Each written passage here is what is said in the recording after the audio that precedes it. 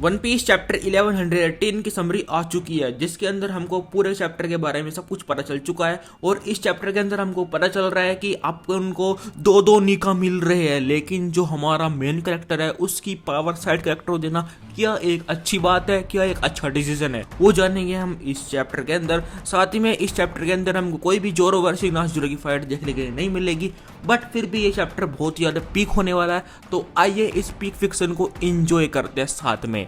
तो आइए सबसे पहले बात करते हैं इस चैप्टर के टाइटल के बारे में, जो कि होने वाला है बी फ्री। अब चैप्टर का टाइटल ऐसा क्यों है फ्रीडम के बारे में, इसके बारे में देखो हम सही वन पीस फैन को पता ही है, क्योंकि जो हमारा जोय बॉय होता है, फिर बोलो नीका होता है, वो फ्रीडम का एक तरह से सिंबल होता है। और इस चैप्टर के अंदर हमारा नीका दोबारा से अपेयर होने वाला है, तो उसी बारे में इस चैप्टर का टाइटल होने वाला है। तो फिर हम बात करते हैं चैप्टर कवर स्टोरी के बारे में, जहाँ पे हम देखते हैं यामाटो को, जो कि अपनी जर्नी पे कंटिन्यू कर रहा होता है। हम उसको देखते हैं कि वो अपनी फ्लेवर कैपिटल को लीव कर रहा होता है, एंड लीव करते वक्त वो खा रहा होता है एक बैंटो को, मतलब वो मजे ले रहा होता है। लेकिन फिर हम आते हैं अपनी मेन स्टोरी पे। मेन स्टोरी में हम देखते हैं अपने जायंट रोबोट को, जो कि पानी के अंदर या फिर बोलूं समुद्र के अंदर डूब रहा है, और उसको डुबाया है अपने वर्करी के अटैक ने। और हमारा जायंट रोबोट डूबते वक्त कुछ सोच रहा होता है, वो बोल रहा होता है, where are you joy boy, I thought you are here just a moment. इसका मतलब है कि अपना जायंट रोबोट को पता है कि यहीं पे अपना नीका है, लेकिन उसको भी समझ में नहीं आ रहा कि अपना जॉय बॉय कहाँ चला गया। अब आगे हम देखते हैं अपना जॉय बॉय अपीयर तो होने वाला है ही चैप्टर के अंदर, लेकिन उससे पहले हमको पता चलता है कि इस चैप्टर के अंदर अपना वेगापंक का मैसेज दोबारा से स्टार्ट होता है, और वहां पे बोलता है द नेम इज। अब वो नाम किसका बोलने वाला था उसके बारे में तो हमको इस चैप्टर के अंदर नहीं पता चलता, लेकिन इसने पिछले चैप्टर के अंदर क्या बोला था, वेगापंक ने पिछले चैप्टर के अंदर बोला था अमोंग यू देयर इज। अब यहाँ बोल रहा है वो द नेम इज, तो इसका मतलब यहाँ पे है कि या तो कोई कम्युनिटी है अपने डी क्लैन के अंदर, या फिर कोई बंदा है, या फिर बोल लो कोई क्लैन है, जैसे कि अपने ट्राफल्गर की वोटर क्लैन हो सकता है। देखो यहाँ पे बहुत बड़ा रीजन है इसके पीछे भी, क्योंकि अपना जो ट्राफल्गर है वो अपने वोटर वाले नाम को छुपा के रखता है। तो क्या इसका मतलब अपने वोटर वाली क्लैन ही यहाँ पे बात चल रही है? देखो यहाँ पे बहुत बड़ा क्वेश्चन मार्क रहेगा, लेकिन इसको मैं तुम पे छोड़ता हूँ। और इसके बाद वेगापंक का मैसेज स्टॉप हो जाता है, जिसके बाद हम देखते हैं पूरी दुनिया के लोगों की रिएक्शन को। जहाँ सबसे पहले हम देखते हैं अलाबास्टा के लोगों की रिएक्शन को, यहाँ पे अपना कोजा एंड साथ ही में टोटो की रिएक्शन को हम देखते हैं।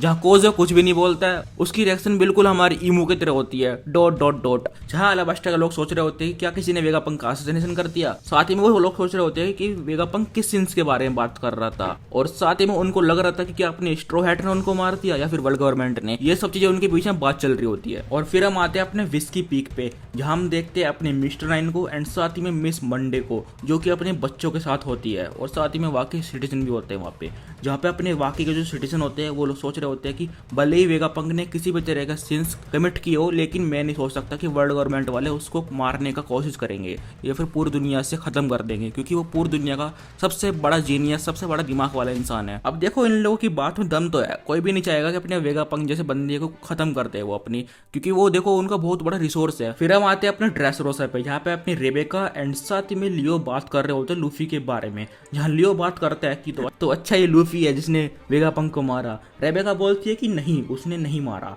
फिर वापस से आते हैं हम अपने एग हेड पे, यहाँ पे अपनी यॉर्क बताती है 5 एल्डर्स को कि अभी भी 2 वेगापंक जिंदा है, Lilith and Atlas. And York बताती है अपना जो पंक रिकॉर्ड्स है, जब तक वो लोग जिंदा है अपना पंक रिकॉर्ड्स बढ़ता जाएगा, एंड जो उनके दिमाग है वो भी बढ़ता रहेगा साथ में।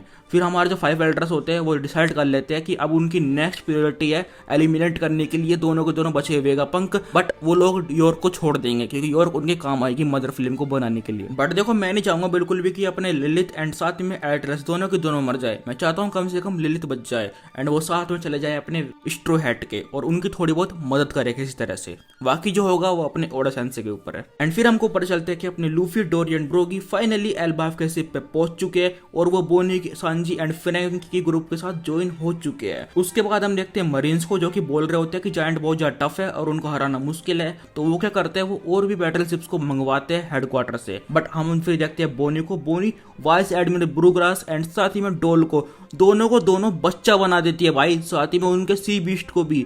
और उसके बाद जो अपने दोनों के दोनों ये वाइस एडमिरल्स होते हैं वो बोलते हैं कि अब हम कुछ नहीं कर सकते, कितना बुरा है यार ये वाली डायल फ्रूट की पावर्स, मतलब वो दोनों के दोनों पूरी तरह से एनआई हो जाते हैं। इसके बाद हम लूफी को देखते हैं जो कि ओइमो एंड काशी को क्रिएट कर रहा होता है, और उसके बाद हमको पता चलता है कि जो कि दोनों के दोनों ओइमो एंड काशी दोनों के दोनों लगभग मरे हुए हैं, मतलब दोनों के दोनों लगभग बेहोशी होने वाले हैं, क्योंकि अपने पिछले चैप्टर के अंदर देखा था जो अपनी डॉल है उसने एक ऐसा पंच पंच मारा था जिससे कि वो पूरा पूरा पलट गया था, तो उसी का ये असर है। फिर हम देखते हैं कि जो अपना सांजी है वो नामी से बात कर रहा होता है और उनको बता रहा होता है कि हम सक्सेसफुली यहाँ से निकलने के लिए सेल कर चुके हैं। साथ ही में नामी सांजी को बताती है अपने जोरो एंड जिनबे के बारे में, जो कि अपने नासुरो से लड़ने के लिए पीछे रुक चुके हैं। और फिर लूफी क्या करता है, लूफी फटाफट से जो ना अपने शिप के किचन में जाता है और जितना भी खाना होता है वहाँ पे सबको ढूंढ लेता है। और उसके बाद हमको पता चलता है कि जो अपना मार्स है वो अपने एल्बाफ की शिप की तरफ को बढ़ रहा है। और वो आते ही सबसे पहले क्या करता है, अपने मुंह से एक बीम निकालता है जिसकी वजह से जो ना अपने एल्बाफ के शिप का एक छोटा टुकड़ा आग पकड़ लेता है। अब देखो भाई लूफी खाना हो चुका है, उसका स्टेमिना दोबारा से वापस आ चुका है, तो वो क्या करता है, वो फटाफट से गियर 5 के अंदर चेंज हो जाता है,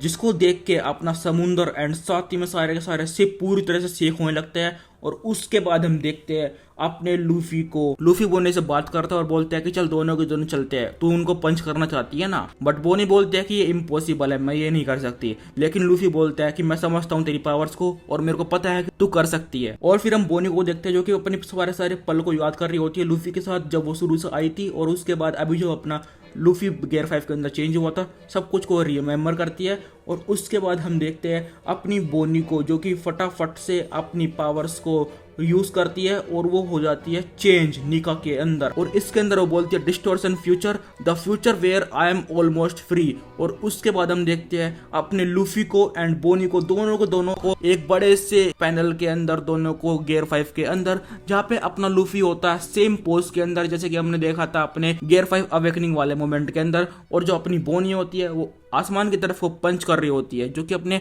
वॉल्यूम 106 कवर के सेम है बिल्कुल ही। एंड इन दोनों की फॉर्म को देख के साफ साफ पता चल रहा है कि दोनों की फॉर्म एकदम सेम है, व्हाइट कलर में है, व्हाइट क्लाउड्स है, दोनों के बाल एंड कपड़े चेंज हो चुके हैं, बिल्कुल सेम फॉर्म है। बट मेरे को जहां तक लगता है यहाँ पे अपने ओडा सेंस से कुछ ना कुछ ऐसा करेंगे जिससे कि अपन लोग जो ना थोड़े से खुश जाएंगे। देखो अभी जितने भी हमारे फैंस हैं उनमें से हाफ से ज्यादा फैंस इस टाइम पे पूरी तरह से अपने ओडा सेंस को कैंसिल करने पे लगे पड़े। उनको लग रहा है कि ओडा सेंस ने कुछ ऐसा कर दिया जो कि बिल्कुल भी अच्छा नहीं है। लेकिन मेरे को पता है अपने ओडा सेंस से कुछ भी ऐसा नहीं करेंगे जिससे अपने फैंस लोग नाराज होंगे। तो भाई तुम सिर्फ वेट करो एंड देखो, अपने ओडा सेंस से कुछ ना कुछ इसके पीछे भी एक्सप्लेनेशन देंगे आगे जाके।